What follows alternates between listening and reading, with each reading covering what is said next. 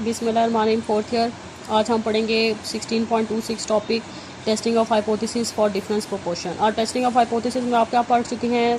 सबसे पहले testing of hypothesis आपने मीन पढ़ा, फिर आपने पढ़ा testing of hypothesis for difference mean, फिर आपने पढ़ा testing of hypothesis for proportions, फिर आपने पढ़ा testing of hypothesis for difference proportion. अब आप पढ़ेंगे testing of hypothesis for mean किसके लिए होता है? सिंगल डाटा सेट के लिए, जिसमें आपका जी का क्या फार्मूला होता है? X bar minus mu sigma by under root N.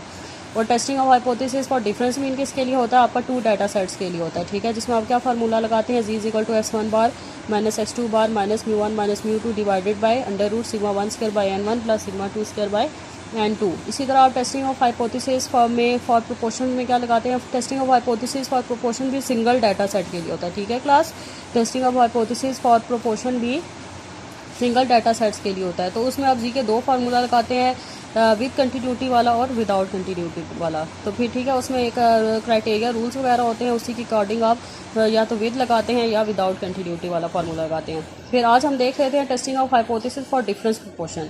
Testing of hypothesis for difference proportion भी दो डाटा सेट्स के लिए होता है, ठीक है। डिफरेंस प्रोपोर्शन भी दो डाटा सेट के लिए होता है, ठीक है। सपोज अगर आपके पास दो डाटा सेट्स हैं, उसमें आपको एक्स एन और पी की वैल्यूज दी हुई हैं, तो आप समझ जाएंगे ये डिफरेंस प्रोपोर्शन वाला क्वेश्चन है, ठीक है।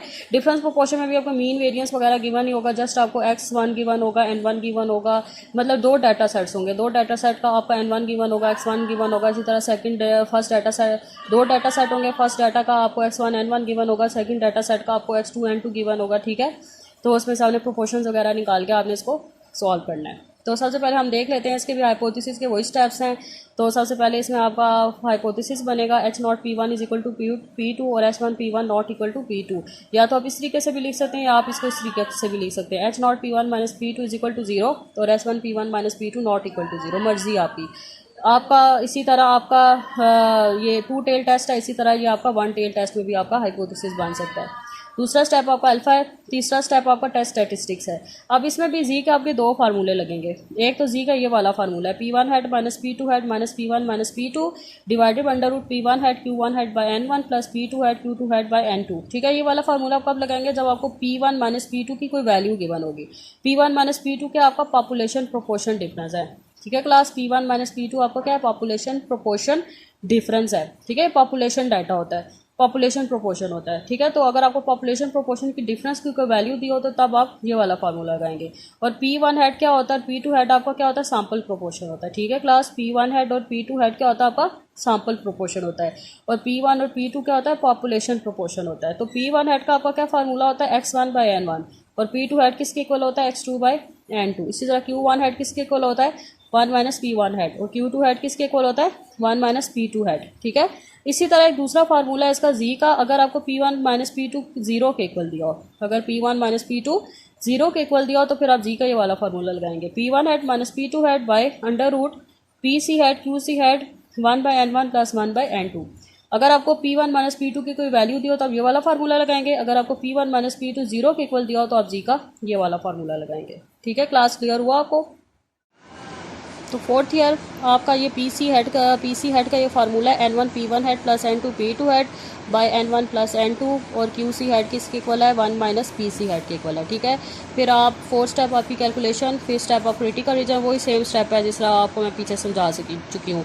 और सिक्स स्टेप आपका कंक्लूजन, इसके भी वही स्टेप हैं जो मैं आपको पीछे सारा समझा चुकी हूँ, ठीक है। अब हम आ जाते हैं क्वेश्चंस देख लेते हैं इसके, लेकिन उससे पहले आप ये टॉपिक नोट कर लें जो आपने नहीं करने, ठीक है। टॉपिक नॉट इंक्लूडेड, ये वाले टॉपिक्स आपने नहीं करने। एक 16.1.0, 16.2.7, 16.2.8 और 16.3 ये आपने टॉपिक्स नहीं करने और ना इनके आपने एक्सरसाइज इनके एग्जाम्पल्स के क्वेश्चंस करने हैं, ठीक है क्लास। अब हम देख लेते हैं 16.31। 16.31 में वो कह रहा है a random sample of 150 light bulbs manufacture by firm x show 12 defective bulbs, ठीक है। दो डाटा सेट है, एक एक्स फर्म का डाटा, एक वाई फर्म का डाटा सेट है, ठीक है। जो फर्स्ट डाटा सेट है वो एक्स फर्म का है और जो सेकंड डाटा सेट है वो वाई फर्म का है, ठीक है। While a random sample of 100 light bulbs shows manufactured by another firm Y show 4 defective, ठीक है। वो कह रहा है टोटल 150 बल्ब्स है, मतलब N1 क्या है 150, उसमें से जो डिफेक्टिव बल्ब्स हैं वो 12 है, मतलब ये X1 है और ये N1 है। इसी तरह Y डाटा सेट का जो सेकंड डाटा सेट का उसका N2 क्या है? N2 क्या है 100 और उसमें डिफेक्टिव बल्ब मतलब X2 क्या है 4 है, ठीक है। ये N1 है, ये X1 है, ये N2 है और ये X2 है, ठीक है। अब वो कह रहा है कि is there a significant difference between proportion और टू फॉर्म्स, ठीक है। वो कह रहा है कि इसका हाइपोथेसिस टेस्टिंग वगैरह करें, ठीक है, कि वो उसमें कोई डिफरेंस है या नहीं है। तो सबसे पहले एच नॉट, इसमें से क्योंकि कोई स्पेसिफिक स्टेटमेंट नहीं है तो सिंपल आप टू टेल टेस्ट बनाएं, H naught P1 is equal to P2 और H1 P1 not equal to P2। दूसरा स्टेप अल्फा, तीसरा स्टेप टेस्ट स्टैटिस्टिक्स, क्योंकि P1 माइनस P2 का डिफरेंस जीरो है, P1 माइनस P2 जीरो के equal है, ठीक है। तो इसीलिए आप ये वाला फार्मूला लगाएंगे। अगर आपको P1 माइनस P2 की कोई यहाँ डाटा में कोई वैल्यू देता तो फिर आप वो दूसरा वाला फार्मूला लगाते, ठीक है। अभी आपका P1 माइनस P2 जीरो के इक्वल है, ठीक है, तो आप ये वाला फार्मूला लगा रहे हैं PCQC वाला, ठीक है क्लास। लेकिन अब फोर्थ स्टेप आपका कैलकुलेशन है, तो P1 हेड और P2 हेड को पहले हम सॉल्व करेंगे और इसी तरह PC और QC को भी सॉल्व करेंगे। तो N1 आपको क्या है 150, X1 क्या है 12, तो P1 हेड क्या होगा X1 बाई N1, तो X1 क्या है 12 और N1 क्या है 150, तो P1 हेड 0.08 आ जाएगा। इसी तरह आप N2 निकालें, N2 क्या आपका 100 और X2 क्या आपका 4, तो P2 हेड आपका क्या आ जाएगा X2 बाई N2, तो X2 क्या 4 और N2 क्या आपका 100, तो P2 हेड किसके इक्वल आ जाएगा 0.04 के इक्वल आ जाएगा।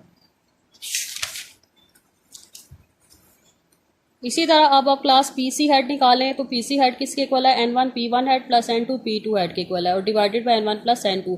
आपने जो सारी वैल्यूज़ निकाली हैं उसमें पुट करें तो आपका PC हेड आ जाएगा 0.064। QC हेड किसके इक्वल होता है 1 माइनस PC हेड के, तो 1 माइनस 0.064, तो QC हेड 0.936 आ गया। अब आपने जो सारा डाटा है वो जी में पुट करें तो आपका जी आ जाएगा 1.27। तो आपकी फिफ्थ स्टेप क्रिटिकल रीजन, क्योंकि टू टेल टेस्ट है तो आपका क्रिटिकल रीजन प्लस माइनस 1.96 होगा। तो अब सिक्स स्टेप कंक्लूजन में अगर आप देखें तो आपका जो 1.27 है वो आपका एक्सेप्टेंस रीजन में लाया कर है, और अगर हम बड़ी छोटी के साथ कंपेयर करें तो आपकी जी की कैलकुलेटेड वैल्यू टेबुलेटेड से छोटी है, तो H नॉट आपका क्या है एक्सेप्ट हो रहा है। इसमें आपने पूरी सही स्टेटमेंट लिख के आपने इसको मेंशन करना है, ठीक है। तो आपके जो क्वेश्चन नंबर 31 टू 33 आपके प्रोपोर्शंस के क्वेश्चन है, क्वेश्चन डिफरेंस प्रोपोर्शन के क्वेश्चन है। क्वेश्चन नंबर 31 टू 33 ये डिफरेंस प्रोपोर्शन के क्वेश्चन है, ये आपने अपने रजिस्टर पे सॉल्व करना है। सेकेंड ईयर अब हम देख लेते हैं 16.31 का क्वेश्चन। ये मैं आपको ये पार्ट अभी समझा चुकी हूँ। तो बी पार्ट में आपके वो कह रहा है random sample of 500 man and 500 women, ठीक है। तो ये N1 है, ये आपका N2 है, ठीक है। तो इसमें आपको अल्फ़ा 0.5% है, अल्फ़ा 0.05 है। अब ये क्या आपका X1 है और ये आपका क्या है X2 है, ठीक है। तो इसमें सारा आपको डाटा गिवन है, तो सिंपल इसमें कोई स्पेसिफिक स्टेटमेंट नहीं गिवन, तो आप इसमें टू टेल टेस्ट बना के कर लें। H naught P1 is equal to P2 और H1 P1 not equal to P2। इसी तरह आपका क्वेश्चन नंबर 32 में आपको वो कह रहा है machine put on 16 impacts article in sample of 500। ये आपका X1 है, ये आपका N1 है। इसी तरह सेकंड डाटा सेट में आपका X2 है और ये आपका 100 N2 है। तो has he machine has improve, मैं आपको बताया था अगर इम्प्रूव का साइन हो, इम्प्रूव पॉजिटिव इफेक्ट को शो करता है, तो इसीलिए आपका H1 में क्या साइन आएगा ग्रेटर का साइन आएगा, और H नॉट में कौन सा साइन आएगा लेस देन और इक्वल टू का साइन आएगा, ठीक है क्लास। ये आपका X1 16 है, N1 500 है, X2 आपका 3 है, N2 आपका 100 है, और आपका मशीन हैज़ इम्प्रूव की बात कर रहा है, इसीलिए आप इसमें H1 में ग्रेटर का साइन यूज़ करेंगे और H नॉट में लेस देन और इक्वल टू का साइन यूज़ करेंगे। और इसमें भी P1 माइनस P2 जीरो के इक्वल है, तो इसमें भी आप PCQC वाला वो फार्मूला लगाएंगे जी में, ठीक है क्लास। और ये वन टेल टेस्ट बना है, इसको आप सॉल्व करें। बी पार्ट में वो कह रहा है manufacture of house dresses send out advertising by mail, he send sample of material of each और टू ग्रुप्स ऑफ 1000 वुमेन। वो कह रहा है दो ग्रुप्स हैं और 1000 वुमेन है, ठीक है। दो ग्रुप्स का डाटा सेट है, एक फर्स्ट ग्रुप है एक सेकंड ग्रुप है, और दोनों में 1000 वुमेन्स हैं, मतलब N1 भी 1000 है और N2 भी 1000। अगर हम आगे जाएं तो इसमें 10% और 30% दिया हुआ है। ये P1 हेड है, 10% P1 हेड है और 13% P2 हेड है, ठीक है क्लास। अब इसमें भी कोई अल्फा आपका 0.05 है, इसमें भी कोई खास स्पेसिफिक स्टेटमेंट नहीं गिवन, तो आप H naught P1 is equal to P2 लें और H1 P1 not equal to P2 लें, और इसमें भी P1 माइनस P2 जीरो है, तो इसमें भी आप जी में ये PCQC वाला फार्मूला अप्लाई करेंगे, ठीक है। ये टू टेल टेस्ट है, जी में आपका PCQC वाला फार्मूला लग रहा है। N1 N2 आपको 1000 दिया हुआ है, P1 आपका 10% मतलब 0.1 है, P2 आपका 13% मतलब 0.13 है, और अल्फा आपका 0.05 है। इसको आप सॉल्व करें।